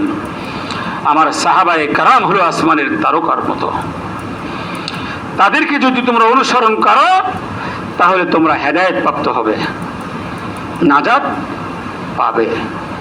অথচ সেই সাহাবায়ে কেরামদের বাদ দিয়া নবীজির 700,000 বছর পরে যারা আসছে, ওদের কথা শুনবে, ওদের কথা মানবে, আল্লাহ রসুলের কথা মানেন। আচ্ছা, আপনারা তো হাদিস পড়েন নেই, বলেন তো এই কথাটা আল্লাহ রসুল বলছে, এর মধ্যে কোনো সন্দেহ আছে যে আমার সাহাবায়ে কেরামদের মানো তাহলে নাজাত পাবে, তাহলে তোমরা কি কামিয়াব হবে? এখন আল্লাহর রসুল বলছেন এই কথা, আর আমি সলিমুদ্দি আর কলিমুদ্দি এটারে বিশ্বাস করি না, আমার ইমান থাকবে? ইমান যদি না থাকে তাহলে সে বেঈমান। সে কি বেঈমান? ইমান যদি না থাকে, আপনার কাছে পাসপোর্ট নাই, আপনি ইমিগ্রেশন পাস করতে পারবেন? যাই কইবেন, স্যার আমার একটু সুযোগ দেন, পাসপোর্ট টাসপোর্ট নাই, আমি একটু সৌদি আরব যাবো, একটু ধাক্কা দিয়ে ফেলাই দেন না। দিবনি ধাক্কা? ধাক্কা দিব ঠিক, কিন্তু উল্টা দিকে, এই দিকে না গিয়ে এই দিকে যা, বাই করে দিবে, ভিতরে দিবে। পাসপোর্ট যদি না থাকে তাহলে আপনার জান্নাতে যাওয়ার কোনো সুযোগ আছে? জান্নাতে যেতে হলে ইমানদারের পাসপোর্ট লাগবে। ইমানদারের পাসপোর্ট যদি, ইমান যদি না থাকে, এটা হলো পাসপোর্ট। ইমান হলো কি? মুমিনের জন্য পাসপোর্ট। আপনার ইমান নাই, তাহলে পাসপোর্টই নাই, আপনি জান্নাতে যাবেন কি দিয়ে? সম্ভব? সম্ভব না। আমার বন্ধুগণ, এই 3 প্রশ্নের জবাব যদি আমরা খুঁজি, আর দুনিয়াদারির দরকার নাই। এই জন্য তো আল্লাহর ওলিরা জঙ্গলে চলে গেছেন, বাদশাহী ছেড়ে জঙ্গলে চলে গেছেন, দীর্ঘ 10 বছর জঙ্গলে কাটাইছেন, সালার পোশাক, চটের পোশাক পরিধান করছেন, আর সে ফিরে আসে নাই। কারণ হলো কি, যে বাদশাহী তখতে বসে জান্নাত পাওয়া সম্ভব। জান্নাত পেতে হলে আমাকে আল্লাহর পাগল হতে হবে, আমাকে আল্লাহর বান্দা হতে হবে, তাহলেই আমি জান্নাত পাবো, তাছাড়া সম্ভব নয়। তো আমরা আগে ঈমানকে মজবুত করি। যাদের ঈমান নেই তাদের পিছে ঘুরে নিজের ঈমানটা নষ্ট করার প্রয়োজন নেই। আমরা গরিব, আল্লাহর রসুল গরিবদের পছন্দ করছেন, আল্লাহর রসুল গরিবদের ভালোবাসছেন, এবং আল্লাহ রসুলের হাসরও হবেন গরিবদের সাথে। সুতরাং আমরা গরিব হিসেবে থাকতে চাই, ঈমান নিয়ে কবরে যেতে চাই, যেন আল্লাহ পাক রব্বুল আলামিন আমাদেরকে ঈমানদার হিসেবে। আমাদের শেষ কথা হবে কি? শেষ কথা হবে লা ইলাহা ইল্লাল্লাহ, লা ইলাহা, লা ইলাহা। এই শেষ কথা যদি আল্লাহর নাম হয়, তাহলে আমরা আশা করা যায় যে আল্লাহ আমাদেরকে ক্ষমা করে জান্নাতে দিতে পারেন, এই ক্ষমতা তার। তা না হলে আমার জানা মতে টিভির পর্দার সামনে শুয়ে শুয়ে টিভি দেখতে দেখতে মৃত্যুবরণ করছেন। আচ্ছা বলুন তো, এই লোকটার ঠিকানা কোথায়? আল্লাহই ভালো জানেন, আল্লাহু আলাম। রশিদ আহমদ গাঙ্গুহি রহমতুল্লাহ আলাইহি বহুত বড় বুজুর্গ, বহুত বড় বুজুর্গ, আমাদের ওলামায়ে কেরামদের মুরব্বী, যাদেরকে আমরা আকাবেরে দিন বলি, যাদের আমরা অনুসরণ করি, কারণ তাদের অনুসরণটা ছিল সাহাবায়ে কেরামের। তাদেরকে অনুসরণ করা সাহাবায়ে কেরামদের অনুসরণ করা। রশিদ আহমদ গাঙ্গুহি রহমতুল্লাহ আলাইহি কত বড় বুজুর্গ ছিলেন, ছোট্ট একটা ওয়াকিয়া শুনলে বুঝে আসবে। ওনার এক খাদেম যাবেন হলো খাজা মাইনুদ্দিন আজমিরি রহমতুল্লাহ আলাইহির দরবারে। অনেকেই যায়, দেখে দেখে উনিও যেতে চাচ্ছেন। তো রশিদ আহমদ গাঙ্গুহি রহমতুল্লাহ আলাইহি, উনি তো অনেক বড় বুজুর্গ, বলতেছে আরে বাবা যাবে ঠিক আছে, তুমি চলে গেলে তো আমি একা একা চলতে ভালো লাগবে না, ঠিক আছে আগামী বছর যাও। আগামী বছর আসার পরে হুজুর আপনারা কইছিলেন, আরে বেটা আগামীর শেষ আছে, এই বছর না হয় আগামী বছর যাইও। এই করতে করতে দীর্ঘ 15 বছর চলে গেছে। খাদেম সাহেবের অধৈর্য হয়ে গেছে, আরে সর্বনাশ, আমাকে প্রতি বছরই খালি হুজুরে এই বছর না এই বছর, এই করতে করতে 15 বছর, হুজুর আমি এইবার যাবই, আমার আর ঠেকাইতে পারবেন না। কয় যাবি যখন তাহলে আমার একটা চিঠি লিয়ে দা, আমার একটা চিঠি নিয়ে যা। চিঠি হলো একটা কাগজ বের করে এই জিহ্বায় হাত দেয় আর কাগজের মধ্যে লেখে আল্লাহু আকবার। জিহ্বায় হাত দেয় আর কাগজের মধ্যে কি করেন, আমরা যদি এই কাম করি পাগল স্ক্রুপ ডিল। হ্যাঁ, এটা দিয়ে কোনোদিন চিঠি লিখে দিই, মানুষ চোখে দেখবো না। এইটা কাগজটা ভাঁজ করে খাদেমের হাতে দিয়ে বলল, তুমি আজমির শরীফ যখন যাবে তখন দেখবে আজমির শরীফের সেই খাজা মাইনুদ্দিন চিশতি রহমতুল্লাহ আলাইহি খানকার সামনে পশ্চিম পাশে রাস্তার ধারে একজন সাদা দাড়িওয়ালা পাগড়ি পরা একজন লোক বসা থাকবে, তার কাছে চিঠিটা দিবা, দিয়ে একটু দেরি করবা, চিঠির জবাব নিয়ে এসো। আল্লাহর ওলির দরবারে গেছেন, যাওয়ার পরে খুঁজতে খুঁজতে পাইছেন, পাওয়ার পরে চিঠিটা দিয়েছেন। চিঠিটা খুলে পড়তেছেন আর মুস্কি হাসতেছেন। চিঠি খুলে পড়তেছেন আর মুস্কি হাসতেছেন। এই লোকটাকে দেখার চক্ষু আর কারো নেই। ওই খাদেম আল্লাহর ওলির পক্ষ থেকে গেছেন, উনি শুধু দেখতে পারবেন। মুস্কি হাসতেছেন, উনি আবার জিহ্বা থেকে বাই করে চিঠির উল্টা পিঠে উনি আবার কিছু লেখলেন। আল্লাহর ওলিদের খেলা। ভাঁজ করে বললেন, এটা তোমার শায়েখরে নিয়ে দিও, গাঙ্গুহি রহমতুল্লাহ আলাইহির হাতে এটা দিও। খাদেম কয়, হুজুর আপনি নাম জানলেন কিভাবে? ওনার চিঠি পড়ে আপনি হাসলেন, আবার উনিও জিব্বা দিয়ে লিখলো, আপনিও জিব্বার থেকে লালা দিয়ে একটা চিঠি লিখে আবার হেরে দিতে কইলেন, রহস্য বুঝলাম না। কয় রহস্য হলো এই চিঠির মধ্যে, চিঠির প্রাপক হলো খাজা মাইনুদ্দিন চিশতি রহমতুল্লাহি আলাইহি। তো ওই চিঠি যখন তার হাতে পৌঁছার পরে যা লেখা ছিল, সেখানে লেখা ছিল যে আপনার মাজারে এসে হাজার হাজার মানুষ সেজদা করতেছে, বেদাতি হারাম কাজ করতেছে, আপনি এগুলো বাধা দিতে পারেন না। চিঠিতে লেখা ছিল এই কথাগুলো। উনি আবার যে লিখে দিলেন শব্দটা, এইটার অর্থ হলো যে তুমি একমাত্র খাদেম, 15 বছর ধরে ঠেকায় রাখতেছো, শেষ পর্যন্ত ঠেকায় রাখতে পারো নাই। আর আমি হলাম কবরের ব্যক্তি, কবরস্থ হয়ে আছি।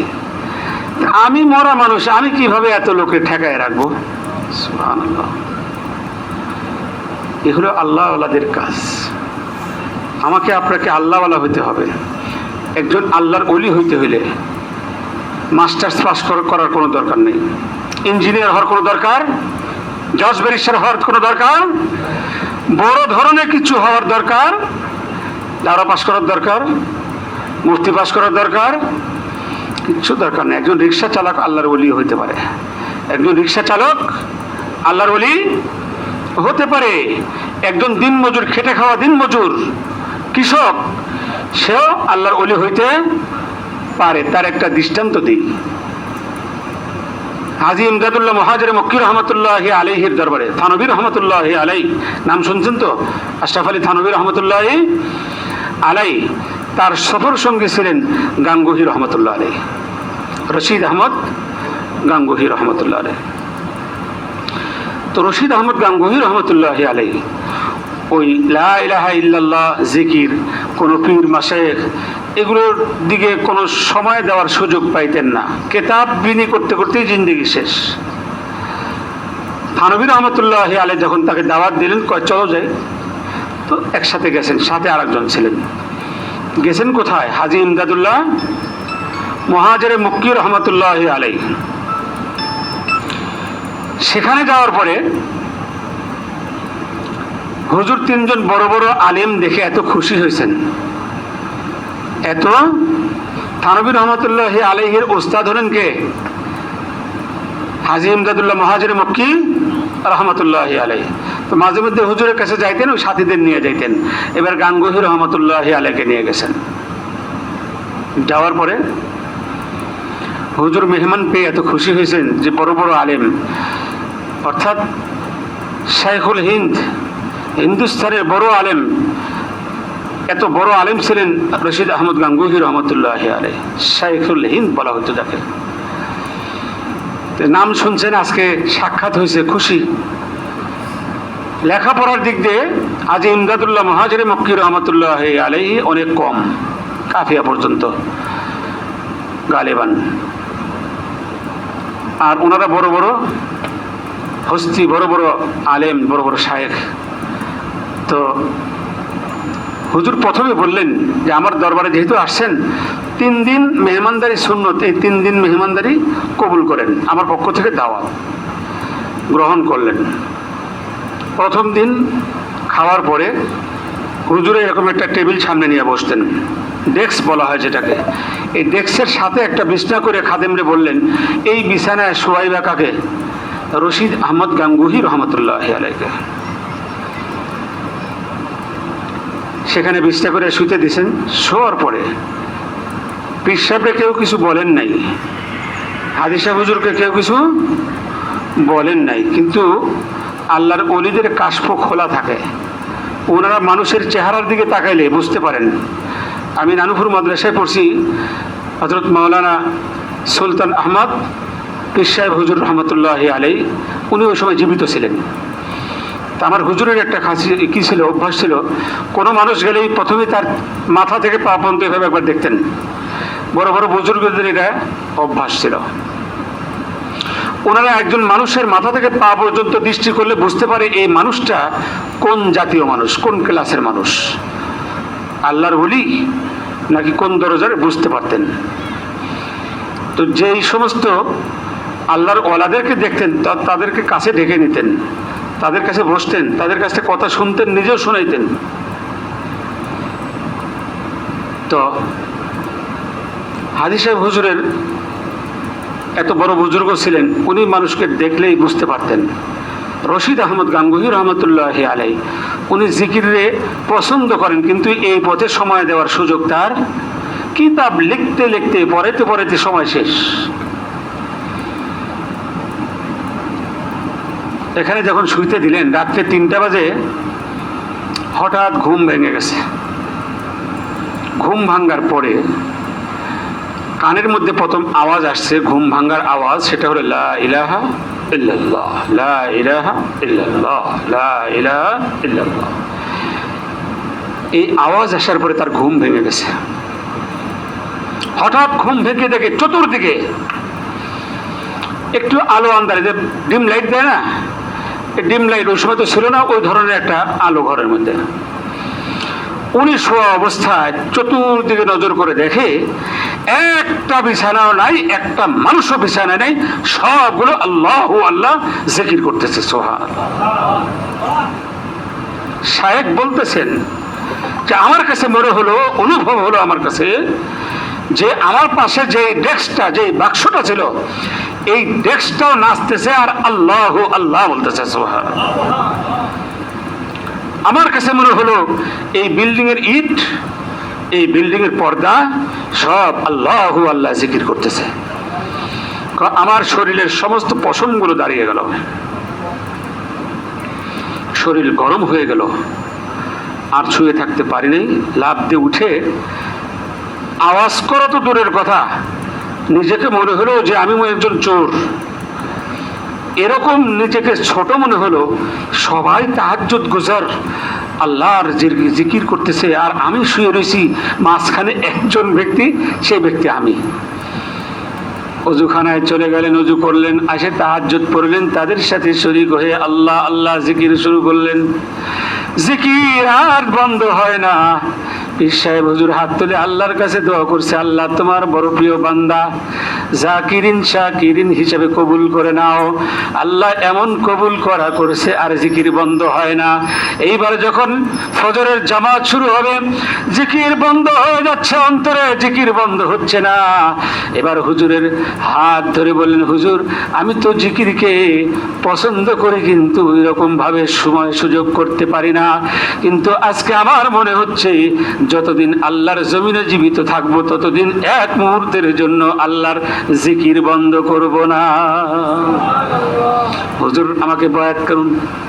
বায়াত হয়নি, কিন্তু আমাকে বায়াত করুন। হাজী সাহেব হুজুর বায়াত করে দিলেন, দোয়া করে দিলেন, 3 দিনের মেহমানি কবুল করে নিলেন, দেশে চলে গেলেন। যাওয়ার পরে শেখুল হিন্দ রশিদ আহমদ গাঙ্গুহি রহমতুল্লাহ আলাই তার এলাকার মানুষকে হাতে ধরে পায়ে ধরে মসজিদে নিয়ে আসতেন, আর বয়ান করতেন, ও বাবারা, কৃষি খামারে কাজ করো, তাতে কোনো সমস্যা নাই।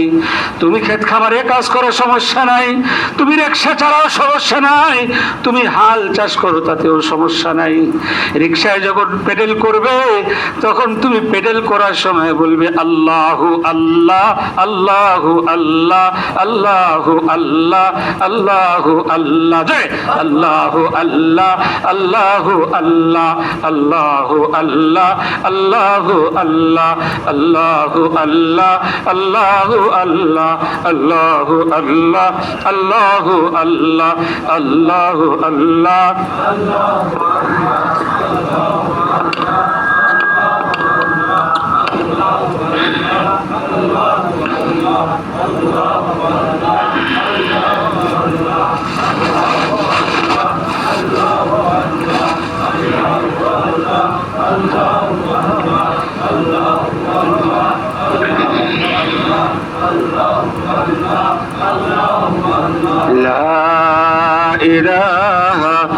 ইল্লাল্লাহু মুহাম্মাদুর রাসূলুল্লাহ সাল্লাল্লাহু আলাইহি ওয়াসাল্লাম। এবার মানুষকে হাতে ধরে পায়ে ধরে মসজিদে আনতেন, আর নসিহত করছে, বাবারে আল্লাহর নামের মধ্যে এত মধু, একবার জিকির করেই দেখো, যেই আল্লাহর জিকির শুরু করে দেয় সেই আইস নামের মধ্যে মধু পায়। এইভাবে দেখা গেছে তার এলাকার মধ্যে রিক্সা চালক সেও যখন প্যাডেল করতো আল্লাহ আল্লাহ আল্লাহ আল্লাহ, ক্ষেত খামারে গিয়ে যখন ক্ষেত নিরাইতো তখন বলতো আল্লাহ আল্লাহ আল্লাহ আল্লাহ আল্লাহ আল্লাহ আল্লাহ আল্লাহ। ঘুম আসতেছে না, আল্লাহ আল্লাহ আল্লাহ আল্লাহ। দোকানে বসে আছেন, আল্লাহ আল্লাহ আল্লাহ আল্লাহ আল্লাহ আল্লাহ। ঘর থেকে বের হয়েছেন, আল্লাহ আল্লাহ আল্লাহ আল্লাহ। ধোপা চিনেন? ধোপা ধোপা যখন কাপড় ধয় সেখানেও লক্ষ্য করা গেছে গাঙ্গুহি রহমতুল্লাহি আলাইহির এলাকার মানুষগুলো ধোপার কাজ করত। কাপড় যখন উপরের দিকে উঠাইতো লা ইলাহা, নিচের দিকে যখন মারতো ইল্লাল্লাহ, লা ইলাহা ইল্লাল্লাহ, লা ইলাহা ইল্লাল্লাহ, লা ইলাহা ইল্লাল্লাহ, লা ইলাহা ইল্লাল্লাহ, লা ইলাহা ইল্লাল্লাহ। কাপড় ধুইতো, কলেমার জিকির করতো, ক্ষেত নিরাইতো, কলেমার জিকির করতো। বাসের ড্রাইভার বাসে বসে আল্লাহ আল্লাহ আল্লাহ আল্লাহ। দেখা গেল এমন এক পর্যায়ে চলে আসলো ওই এলাকার প্রত্যেকটা মানুষের মধ্যে রাস্তায় চলতে ফিরতেও আল্লাহর জিকির, কাজ করতেও আল্লাহর জিকির। শুধু বাথরুম সময় বন্ধ রাখতেন আর অন্যান্য কাজের সময় বন্ধ রেখে শুধু আল্লাহ আল্লাহ আল্লাহ আল্লাহ আল্লাহ আল্লাহ আল্লাহ আল্লাহ আল্লাহ আল্লাহ আল্লাহ আল্লাহ আল্লাহ আল্লাহ। আমার বন্ধুগণ, গাঙ্গুহি রহমতুল্লাহি আলাইহির এলাকার মানুষ জিকির ছাড়া কিছুই ভালো লাগতো না।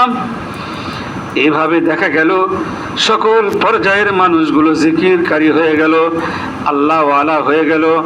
যেখানে যায় সেখানেই তাকাইতেও ভালো লাগে, দেখতেও ভালো লাগে। সব আল্লাহর জিকিরে মশগুল। যেখানে যে অবস্থায় পুরুষের দেখা দেখি মহিলারাও আল্লাহর জিকির শুরু করে দিল। এইভাবে নিজের নফসকে যখন ইসলাহে পরিণত করলো, যখন আল্লাহর নাম যখন জবানে জারি থাকবে তখন ওই মানুষের দ্বারায় কোনো গুনাহের কাজ হইতে পারে না। আল্লাহর রাসূলের কাছে এক বেদুইন আসি বসলো, ইয়া রাসূলুল্লাহ, আমি ভালো হতে চাই, ভালোভাবে চলতে চাই, সৎ পথে চলতে চাই, আমাকে কিছু নসিহত করুন। আল্লাহর রাসূল বললেন, তোমাকে দুটি নসিহত করব। এই দুই কাজ যদি তুমি করতে পারো আর দুইটা কাজ যদি ছেড়ে দিতে পারো তাহলে তুমি ভালো মানুষের অন্তর্ভুক্ত হয়ে যাবে, আল্লাহর ওলি হয়ে যাবে। কি কাজ হুজুর? দুইটা। দুনিয়ার এত কাজ থাকতে দুইটা কাজ মাত্র নিষেধ করবেন, বলেন দেখি কি? আল্লাহর রাসূল বললেন, এক নম্বরে সত্য কথা বলতে হবে। as-sidqu ইউনজি ওয়াল কিযবু ইহলিক। সত্য নাজাত দেয় আর মিথ্যা হালাক করে দেয়, ধ্বংস করে দেয়। তোমাকে যেই দুইটা কাজ করতে হবে, এক নম্বরে সত্য কথা বলতে হবে, এক নম্বরে। দুই নম্বরে ভালো কাজ করতে হবে, সত্য বলতে হবে আর ভালো কাজ করতে হবে। দুইটা কাজ পারবা? জি হুজুর পারবো। দুইটা কাজ ছাড়তে হবে, একটা হলো মিথ্যা ছাড়তে হবে আর একটা হলো খারাপ কাজ ছেড়ে দিতে হবে। বেদুইন খুশিতে বাগবাগ, এত কাজ থাকতে মাত্র দুইটা কাম। এই দুই কাজ করাতে পানির ব্যাপার, পানির মতো। খুশি মনে বাসায় চলে গেলেন। রাত 12টার সময় রেডি হয়ে বের হলেন। আগের সেই পুরানা অভ্যাস, চুরি করে সে। তার পেশা ছিল কি? বাইরে হয়েছে রেডি হইয়া। চার রাস্তার মোড়ের মধ্যে গিয়ে ছোট্টবেলার বন্ধুর সাথে দেখা। দোস্ত কোথায় যাও এত রাত্রি? বিছানায় ঘুমাইবার কথা। কই যাইতেছ? এখন মরে পড়ে গেল আল্লাহর রাসূলের সেই দুই কথা। মিথ্যা কথা ছাড়তে হবে, সত্য কথা বলতে হবে, ভালো কাজ করতে হবে, মন্দ কাজ ছাড়তে হবে। বলেন, সত্য কথা বলতে হবে, মিথ্যা কথা ছাড়তে হবে। বলেন, সত্য বলতে হবে, মিথ্যা ছাড়তে হবে, ভালো কাজ করতে হবে, খারাপ কাজ ছাড়তে হবে, ভালো কাজ করতে হবে, ছাড়তে হবে, ভালো কাজ করতে হবে, খারাপ কাজ। এইবার চোরের মনে পড়ে গেল, সত্য কথা বলতে বলছে, যদি সত্য বলতে হয় তাহলে বলতে হবে চুরি করতে যাচ্ছি। আর যদি বলি চুরি করতে যাচ্ছি, না হয় বন্ধু কিল একটাও মাটিতে পড়বে না রে ভাই। তাড়াতাড়ি নিয়াত করে ফেললো, আমি মিথ্যা বলবো না, সত্যই বলবো। যেই কথাটা সত্য বলবো সেই কাজটাই আমি এখন করব, এর বাহিরে করব না। দোস্ত, একটু ঘুরতে আসছিলাম, চোখে ঘুম লাগে, তো তাহাজ্জুদ পড়ার চিন্তা ভাবনা ছিল, ঘুমে ধরেছে, তাই বের হয়েছি চৌরাস্তায়, একটা চক্কর দিতে আইছি, মোড় পাল্টালেছে। আর বাঙালি জাতি কিন্তু চাক্কা ঘুরে বের ওস্তাদ, মুহূর্তের মধ্যে এমনভাবে কথা করা, ছোট্ট বাচ্চারা কথা ঘুরায় ফেলায়। যাইতেছে আসল কাজে, এটা না কয়ে নকলটা কয়ে ছেড়ে দেয়। বাঙালি চালাক কেউ কম না। এক বাঙালি এক লন্ডনের সাথে দোস্ত বাঁধাইছে। আপনারা রাগ করতেছেন নাকি? লন্ডনের সাথে দোস্ত বাঁধাইয়া লন্ডনের দাওয়াত দিছে, আমার দেশের দাওয়াত। তোমার দেশে গেলে কি খাইবা? আমার দেশে এই অগ্রহায়ণ পৌষ মাসে হাঁসের গোস্ত খাইতে খুব মজা। কথা ঠিক না? হাঁসের গোস্ত খামো তোমারে। কয় তাহলে তো যাইতেই হবে। লন্ডনে বন্ধু আসছে, আসার পরে খুব মজা করে হাঁসের গোস্ত খাওয়াইয়া পাকাইয়া রাখছে, দোস্তরে খাওয়াবে। তো দোস্তরে যে খাওয়াবো তার আগে একটু খায়া দেখার দরকার, ঝাল বেশি হয়েছে না লবণ কম হয়েছে। দেখি না আমরা,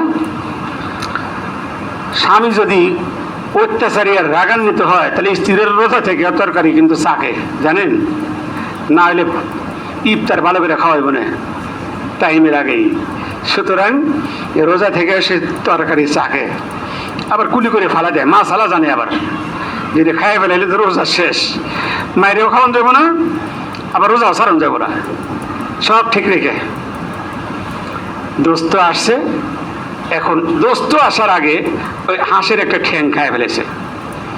খায় দিয়ে খুব মজা লাগে, কলিজা খাইছে, আরো দু তিনটা খাইছে যেগুলো মজার মজার।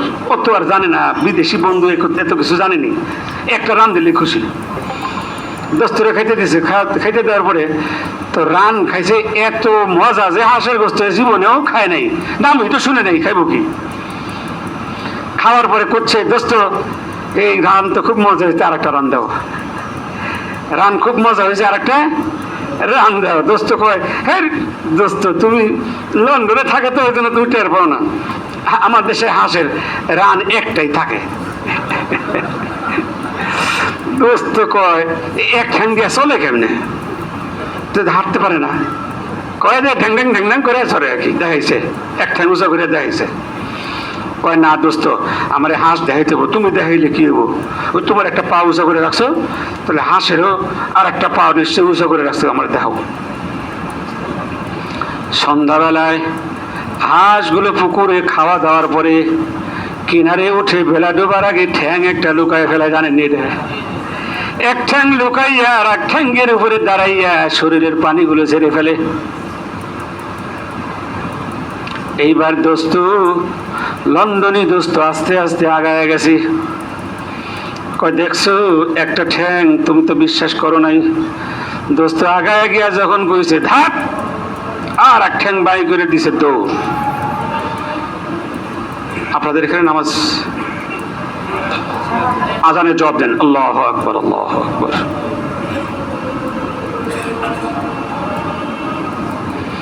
আল্লাহু আকবার, আল্লাহু আকবার।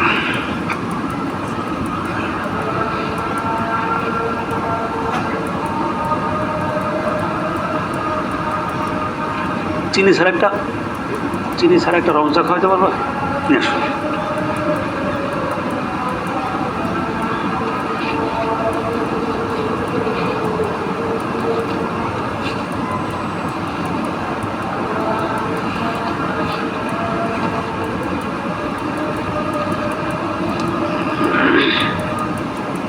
أشهد أن محمد رسول الله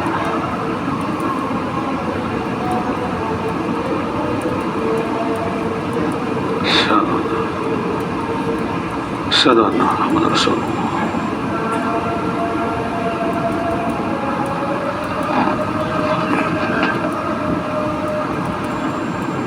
لا حول ولا قوة إلا بالله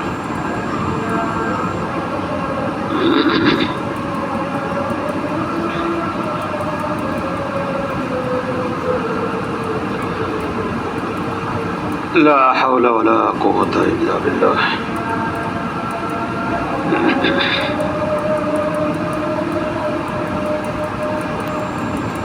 لا حول ولا قوة إلا بالله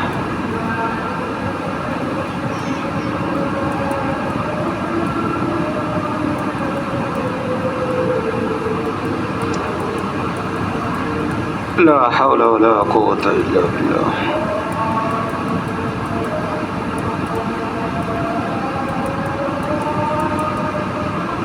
الله أكبر الله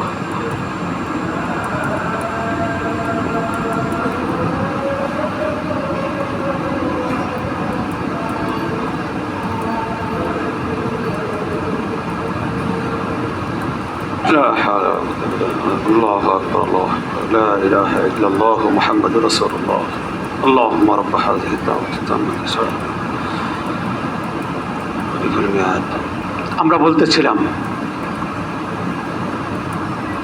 তো দোস্ত আস্তে আস্তে আগায় গিয়া ধাপ কইছে হাঁসের ঠ্যাং আর একটা বাই করে দিয়ে দিছে দৌড় তখন বলছে দোস্ত তুমি তো মিথ্যা কথা বলছো, তোমার সাথে দোস্তি রাখা যাবে না। বিদেশিরা আবার ইহুদি নাসারা এরা মিথ্যা লোক বলা লোক দেখতে পারে না, যেটা হওয়া উচিত ছিল মুসলমানদের। আমরা তো মিথ্যা কথাকে কি ভাত মনে করি, সর্বদাই ব্যবসায় মিথ্যা, চাকুরিতে মিথ্যা, যেখানে যাই সেখানে মিথ্যা। অথচ ইহুদি নাসারা খ্রিস্টান তারা মিথ্যা যদি জানতে পারে তার সাথে কোনো দোস্তি রাখে না, ওরা আশপাশে হাঁটে না। যাই হোক, তোমার সাথে দোস্তি আজ থেকে আমার শেষ। কয়ে শোনো, মিথ্যা কথা বলি নাই, আমার কথা শোনো, দোস্তি পরে ছাড়ো। তুমি তো এখন ঠ্যাং একটাই ছিল প্রকৃতপক্ষে, যখন ধাত করে ধমুক মারছো তখন আর এক ঠ্যাং বাই করে দিছে। আচ্ছা, খাওয়ার সময় তো তুমি ধাত করো নাই, যদি খাওয়ার সময় ধাত করতে তাহলে ঠ্যাং আর একটা পাইতে, যেহেতু বলো নাই সুতরাং পাও নাই, এটা মিথ্যা কথা না, তুমি তো ধাতই কও নেই গো। তার মানে বোঝাতে চাচ্ছিলাম যে আমরা বাঙালি এত চালাক, ঠকাইবার যে ওস্তাদ, নিজে ঠকতে ওস্তাদ না, মানে ধাপ করতে দেবো তাইলে সেন কি আর একটা বাই করে দিব, এই যে পেটের মধ্যে ঢুকাই রাখছে, বাই করবো কেমনে? হ্যাঁ, আমরা হলো ওই জাতি। তো আল্লাহর রসুলের এই কথা মনে করে সে বলে ফেলছে কি, একটু ঘুম সারাইবার জন্য বের হয়েছি, ইবাদত বন্দেগী করবো, তো রসুলের হাতে বাইয়াত হয়েছি। এই কথা বলার পরে দোস্ত দোয়া করে দিছে, দোস্তর পথে দোস্ত উনি বাড়িতে গেছে, অজু করে তাহাজ্জুদ পড়ে আল্লাহর কাছে কান্নাকাটি করছে, আল্লাহ আমি আজ থেকে মিথ্যা ছেড়ে দিলাম, সত্যের উপর অটল থাকবো, খারাপ কাজ ছেড়ে দিলাম, চুরি ছেড়ে দিলাম, আমার রিজিকের মালিক একমাত্র তুমি, তুমি এই বান্দাকে কবুল করে নাও। সে আল্লাহর ওলি হয়ে গেছে। আমরা পারবো না? গাঙ্গুহি রহমতুল্লাহি আলাইহি তার পুরো এলাকার মানুষকে, প্রত্যেকটা কিসিমের মানুষকে আল্লাহর ওলি বানাইছে। আমরা পারি আর না পারি, নিয়াত করতে পারি তো ইনশাআল্লাহ। আমরা নিয়াত এ কাজ করতে রাজি নাই, এরকম কোনো বান্দা থাকলে হাত তোলেন। রাজি নাই? আলহামদুলিল্লাহ। রাজি আছি কে? হাত তোলে। আল্লাহ তুমি কবুল করো, আল্লাহ কবুল করো, আল্লাহ কবুল করো। হাত নামাই।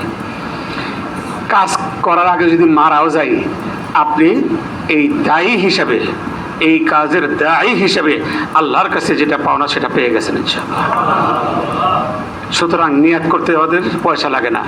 আর যদি ফজরের পরে বের হয়ে কারো কাছে দাওয়াত দিতে না পারলাম, আমার ভাই আছে, ভাই ঘুমাচ্ছ, চলো ফজরের নামাজ পড়ে আসি,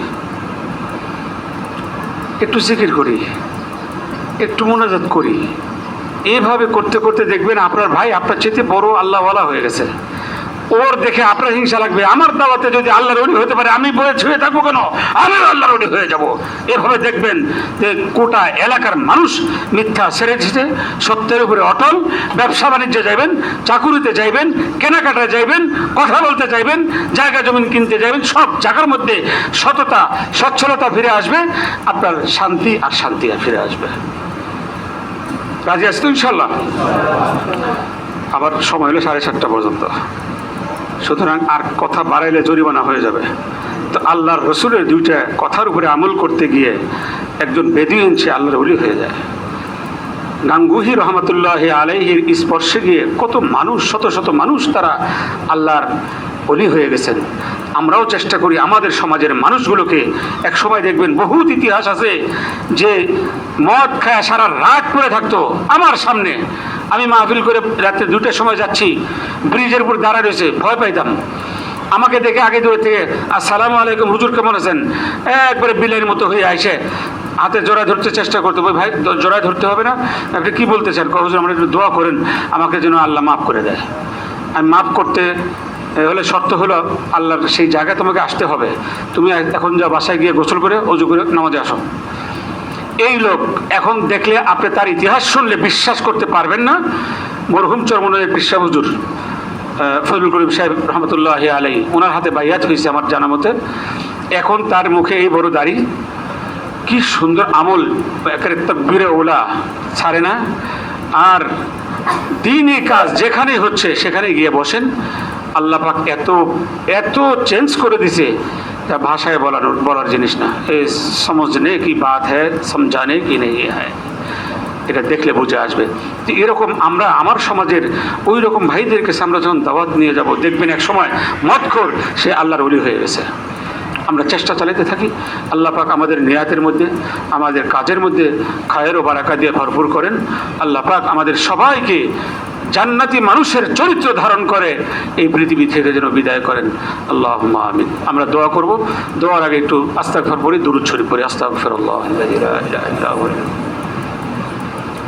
আস্তাগফিরুল্লাহ আল্লাযী লা ইলাহা ইল্লা হুয়াল হাইয়ুল কাইয়্যুম।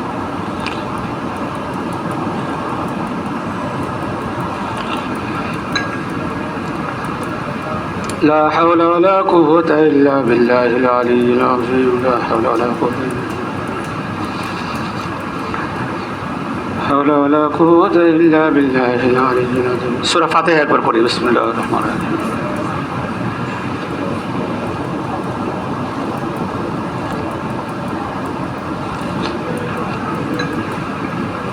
সূরা ইখলাস 3 বার পড়ি। বিসমিল্লাহির রহমানির রহিম। কুল হুয়াল্লাহু আহাদ আল্লাহুস সামাদ।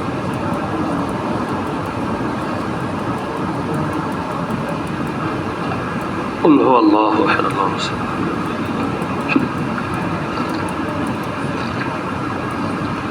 قل هو الله أحد الله الصمد.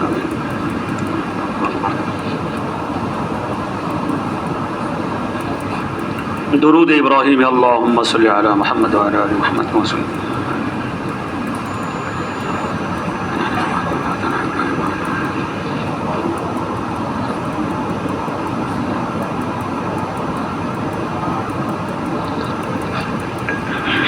اللهم أنت السلام ومنك السلام، تباركت ربنا وتعاليت يا ذا الجلال والإكرام. ربنا ظلمنا أنفسنا وإن لم تغفر لنا وترحمنا لنكونن من الخاسرين. ربنا آتنا في الدنيا حسنة وفي الآخرة حسنة وقنا عذاب النار. اللهم إني أسألك بأن لك الحمد لا إله إلا أنت المنان بديع السماوات والأرض ذو الجلال والإكرام. اللهم إنك عفو كريم تحب العفو فاعف عنا يا كريم.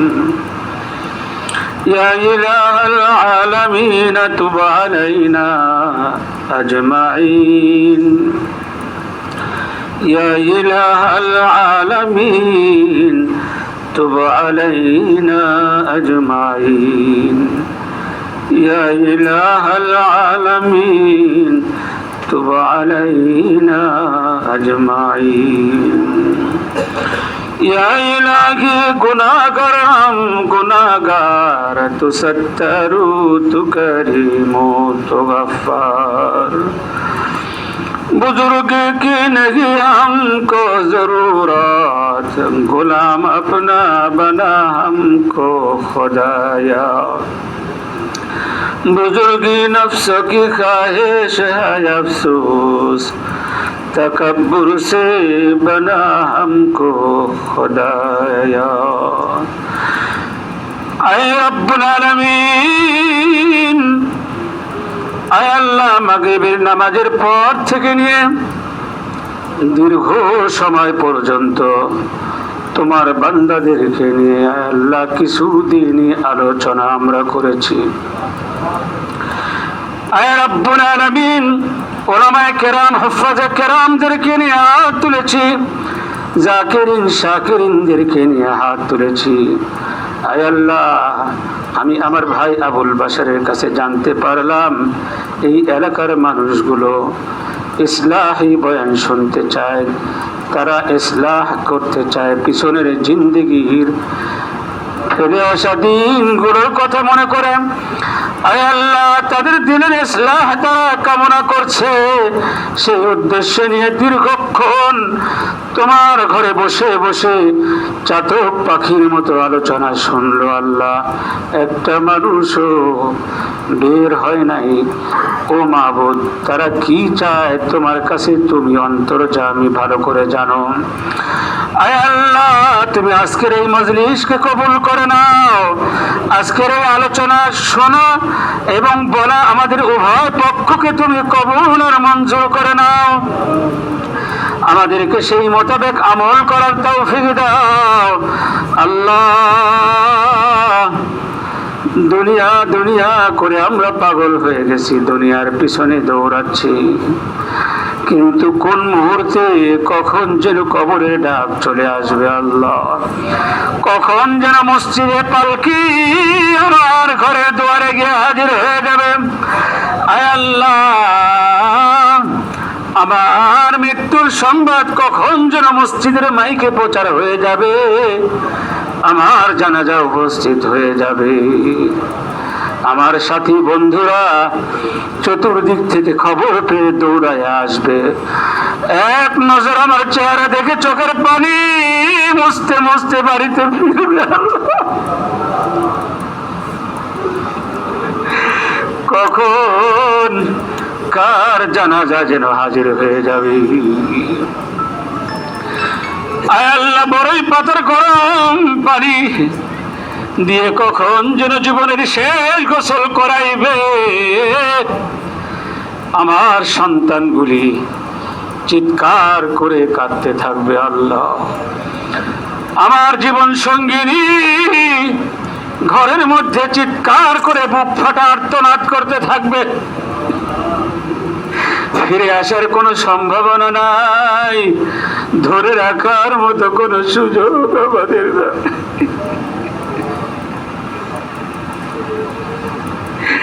আয় রব্বুল আলামিন আজকের যে সময়টুকু তোমার বান্দাগুলি মসজিদে বসে সময় ব্যয় করলো যে আলোচনাগুলো শুনলো আমাদের নাজাতের জরিয়া হিসেবে তুমি কবুল আর মঞ্জুর করে নাও আয় আল্লাহ এমন কোন আমল করতে পারে নাই গোটা জিন্দেগি শুধু গুনাহ আর গুনাহ করেছি যেদিন পৃথিবীতে এসেছিলাম জীবনে একটা পাপ একটা গুনাহ ছিল না তোমার নেয়ামত ভক্ষণ করেছি তোমার সাথে শুধু বেয়াদবি করেছি আল্লাহ তওবা করতেছি, তুমি আমাদের তওবা কবুল করে নাও। আর জীবনে গুনাহ করব না, গুনাহ মুক্ত হায়াত দাও।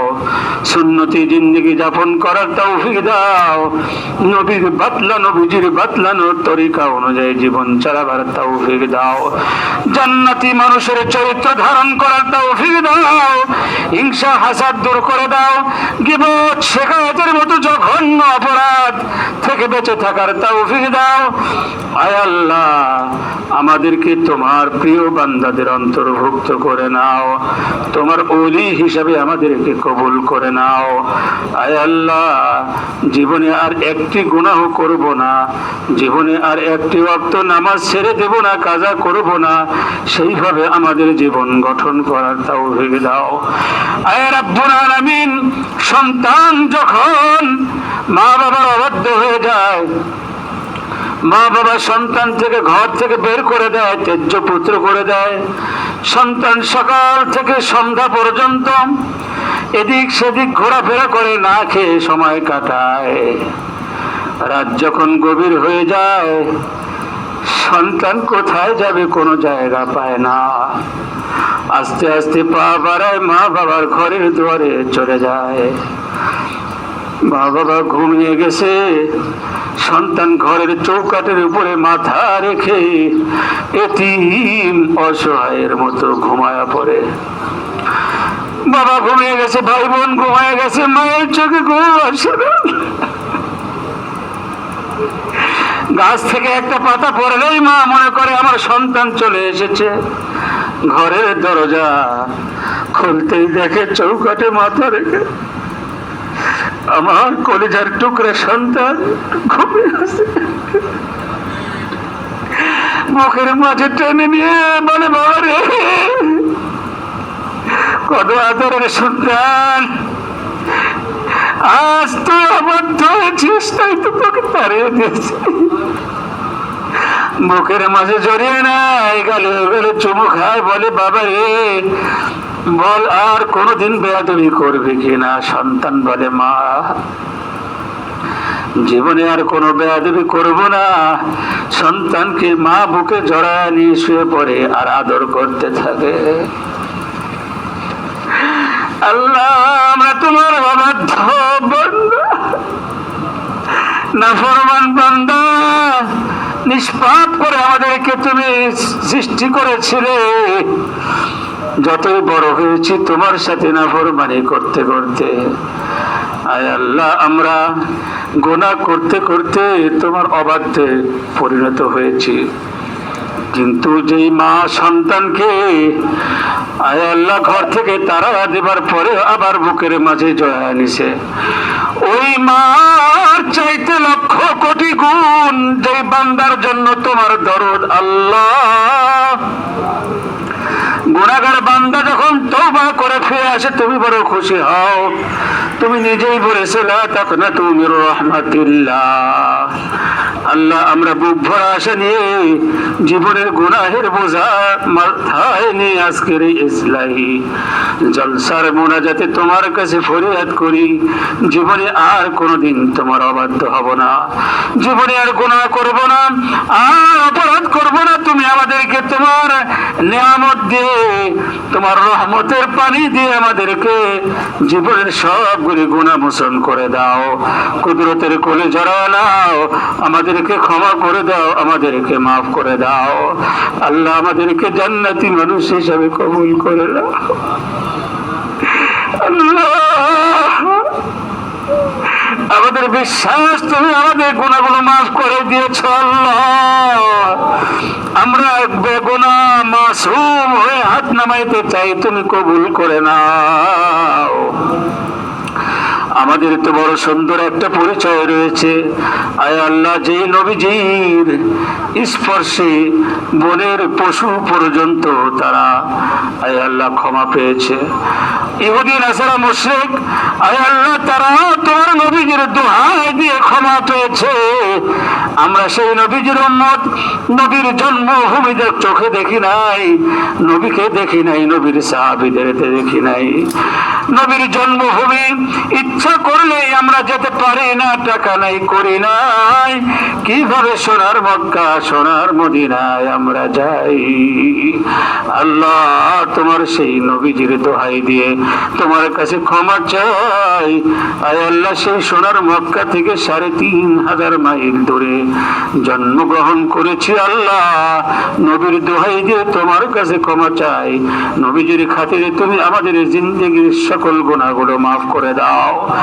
আয় আল্লাহ আমাদেরকে তুমি নিষ্পাপ বানায় দাও, আমাদেরকে খাজা মাইনুদ্দিন চিশতির মতো আল্লাহর ওলি বানায় দাও, বরফি আব্দুল কাদের জিলানীর মতো বানায় দাও। নবী রাসূলদের দরজা বন্ধ হয়ে গেছে, আয় আল্লাহ আউলিয়া কেরামদের দরজা তো বন্ধ হয় নাই। রব্বুল আলামিন আমাদেরকে আল্লাহ তোমার ওলির দফতরে নাম লিখে নাও, গুনাহগারের দফতর থেকে নামগুলো মোচন করে দাও, মুনাফিকের দফতর থেকে নামগুলো মোচন করে দাও। আয় আল্লাহ তোমার ওলিদের দফতরে আমাদের নামগুলো উঠায় নাও। আয় আল্লাহ আমাদেরকে তাহাজ্জুদ গুজার বানায় দাও। আল্লাহ আমাদেরকে জাকিরিন হিসাবে কবুল করে নাও, আমাদেরকে শাকিরিন হিসাবে কবুল করে নাও। যে প্রতিষ্ঠানে বসে হাত তুলেছি, অনেক উলামায়ে কেরাম, হুফাজে কেরামরা আমাদের সাথে হাত তুলেছে। আয় আল্লাহ তাদের জাহান যাকাত বাড়ায় দাও, ইলমের মধ্যে বরকত দিয়ে দাও। আয় আল্লাহ তোমাকে রাজি খুশি করার জন্যই একমাত্র ইলম হাসিল করার তৌফিক দাও। আল্লাহ দুনিয়ার মধ্যে সর্বশ্রেষ্ঠ মানুষ সময়ের অভাবে বলতে পারি নাই, তারা হলো যারা কোরআন শিখে, কোরআন শেখায়। এমন এক মজলিসে আল্লাহ আমরা হাত তুলেছি, তোমার উভয় প্রকার বান্দারা হাত তুলেছে, তাদের হাতের সাথে আমাদের হাতগুলি কবুল করে নাও। আয় আল্লাহ দ্বীনি মাদারিসকে কবুল করে নাও। আল্লাহ এই মাদারিস এই মসজিদের খেদমত করার তৌফিক দাও। এই মাদ্রাসা মসজিদের মুহিব্বিন হিসেবে আমাদের কবুল করে নাও। বুদ্ধি দিয়ে, টাকা দিয়ে, অর্থ দিয়ে, করি দিয়ে, আয় আল্লাহ পরামর্শ দিয়ে এই প্রতিষ্ঠানকে উত্তর আরো বড় করার জন্য, বৃদ্ধি করার জন্য আমাদেরকে কবুল করে নাও। কিয়ামতের কঠিন ময়দানে আয় আল্লাহ এই দ্বীনি মাদারিস এবং মসজিদ, এই দুই প্রতিষ্ঠানকে আমাদের নাজাতের জরিয়া হিসেবে কবুল করে নাও। আবার দুনিয়া সরাসরে বাদগির্দ চিরাগে মকবুলা হরগিজ না মিরাদ। যেদিন দুনিয়ার সব ধ্বংস হয়ে যাবে, মসজিদগুলো ধ্বংস হবে না। মসজিদগুলো তাদেরকে যারা আবাদ করেছে তাদের সহ তারা জান্নাতে প্রবেশ করবে। আয় আল্লাহ এই দোয়া করতে থাকবে, তুমি কবুল করে তাদেরকে পাও। আয় আল্লাহ অনুমতি দিয়ে দিবেন, সেদিন এই মসজিদের জন্য, এই মসজিদের মধ্যে আমাদেরকে তুমি শামিল করে নিও। আল্লাহ আমাদেরকে জান্নাতের কোনায় একটু জায়গা করে দিও গো আল্লাহ। আমাদেরকে সর্বোচ্চ জান্নাতুল ফেরদাউসের অধিকারী হিসেবে কবুল করে নাও। আয় আল্লাহ এই মজলিস করতে গিয়ে যাদের শ্রম, যাদের অর্থ, যাদের পরামর্শ, আয় আল্লাহ সবাইকে কবুল করে নাও। অনেকেই দোয়া চেয়েছে, আমি নতুন মানুষ, কাউকে চিনি না। আল্লাহ যারা যে উদ্দেশ্যে হাত তুলেছে প্রত্যেকের দিনের নেক মাকাসিদ গুলো কবুল করে নাও। আয় আল্লাহ যারা শ্রম দিয়েছে, ভক্তি দিয়েছে, সবাইকে কবুল করে নাও। সকলের আত্মীয় স্বজন মধ্যে গানদের কবুল করে নাও। আয় আল্লাহ প্রত্যেকের মা বাবা, আত্মীয় স্বজন যারা কবরস্থ হয়েছে তাদেরকে মাফ করে দাও, কবরটা জান্নাতের বাগান বানায় দাও। আয় আল্লাহ তাদেরকে জান্নাতের পোশাক পরিধান করে দাও। অনেক মা বোনরা বাসা বাড়ি থেকে হাত তুলেছেন, আল্লাহ তাদের চাওয়া সব কিছু তুমি কবুল করে নাও। আমার মা বোনদেরকে তুমি রাবিয়া বসরির মতো ইমানদার বানায়া দাও, হযরত ফাতেমার মতো বানায়া দাও, হযরত খাদিজার মতো। আয় আল্লাহ তাদেরকে কবুল করে নাও। স্বামী ভক্ত স্বামীর খেদমত করে যাবার তৌফিক দাও। আয় আল্লাহ যত ধরনের বেয়াদবি স্বামীর সাথে করেছে, আজ থেকে আর করব না এই নিয়াত করে তওবা করে আল্লাহ তুমি তাদেরকে আবেদা সালেহা খালেদা আয় আল্লাহ নেককার হিসাবে কবুল করে নাও। আয় আল্লাহ আমাদের প্রত্যেকের দিলের নেক মাকাসিদ কবুল করে নাও। এই মাদ্রাসার সহযোগিতায় আমাদেরকে হাত বাড়িয়ে দেবার তৌফিক দাও। আয় আল্লাহ এই মাদ্রাসার শুরু থেকে নিয়ে আজ পর্যন্ত যত ভাই বোনেরা কবরস্থ হয়েছে, সহযোগিতা করেছে, সকলের কবরকে জান্নাতের নূরে মুনাওয়ার করে দাও। আয় আল্লাহ ভাই আবুল বাশার রব্বুল আলামিন আমাকে এখানে নিয়ে এসেছে, দোয়া চেয়েছেন। আয় আল্লাহ এই মাদ্রাসার রব্বুল আলামিন মুহতারিম সাহেব দোয়া চেয়েছেন। আল্লাহ প্রত্যেকের দোয়া তুমি কবুল আর মঞ্জুর করে নাও। আমাদের সবাইকে দিনদার ইমানদার পরহেজগার হিসেবে কবুল করে নাও। আমাদের এলাকা মহল্লা, আমাদের দেশ, আমাদের রাষ্ট্রে শান্তি রহমত বরকতে ভরপুর করে দাও। আয় আল্লাহ জান্নাতি পরিবেশে যেন আমরা বসবাস করতে পারি সেই তৌফিক দাও। সুবহান রাব্বিকা রব্বিল ইজ্জাতি আম্মা ইয়াসিফুন। নবীজির তোফাইলে আমাদের দোয়া মানত কবুল আর মঞ্জুর করে নাও। সুবহান রাব্বিকা রব্বিল ইজ্জাতি আম্মা ইয়াসিফুন وسلام على المرسلين والحمد لله رب العالمين.